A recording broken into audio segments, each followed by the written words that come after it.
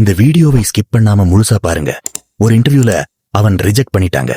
ஆனா அந்த ரிஜெக்ஷன் தான் அவன் லைஃபை சேஞ்ச் பண்ணிச்சு. இவன் பேர் ராஜா. ஒரு நாள் காலையில நியூஸ் பேப்பர்ல வேலை வாய்ப்புகளை பார்த்துட்டு இருந்தான். ஆஹா, கம்ப்யூட்டர் கம்பெனில தரத்துடைக்கு வேலைக்கு ஆள் வேணும்னு போட்டிருக்கேன். மறுநாள் காலையில இன்டர்வியூக்கும் கிளம்புனான். அம்பத்தூருக்கு ஒரு டிக்கெட் கொடுங்க, இது 25 ரூபாய். எப்படியாவது இன்டர்வியூல செலக்ட் ஆகிடணும்ன்ற எண்ணம் அவனுக்குள்ள ஓடிட்டே இருந்தது. சார், இன்டர்வியூக்காக வந்திருக்கேன், 3rd floor போங்க. Madam, interview.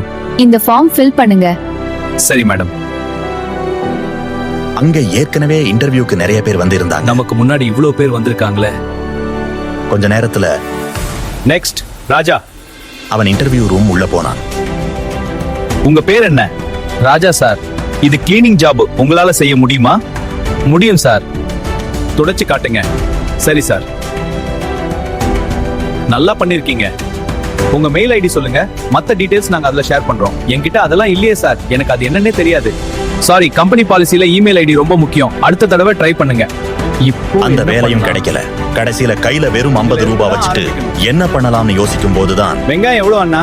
3 கிலோ 50 ரூபாய். வெங்காயம் வாங்குங்க, ஃப்ரெஷ் வெங்காயம் 3 கிலோ 100 ரூபாய். அருமையா இருக்கு, 2 கிலோ தாருங்க. 1 கிலோ கொடுங்க சார். சரி மேடம், இதோ. 3 கிலோ வெங்காயத்தை 50 ரூபாய்க்கு வாங்கி அதை 100 ரூபாய்க்கு வித்து அதுல கொஞ்சம் லாபம் பார்த்தான். அப்படியே அவன் வியாபாரம் கொஞ்சம் கொஞ்சமா பெருகுச்சு. நாட்கள் கடந்தன. அவன் இப்போ மிகப்பெரிய வியாபாரி. ஒரு நாள் அவனுக்கு பேங்க் அக்கவுண்ட் ஓபன் பண்றதுக்காக பேங்க் மேனேஜரே அவனை பார்க்க நேர்ல வந்தார்.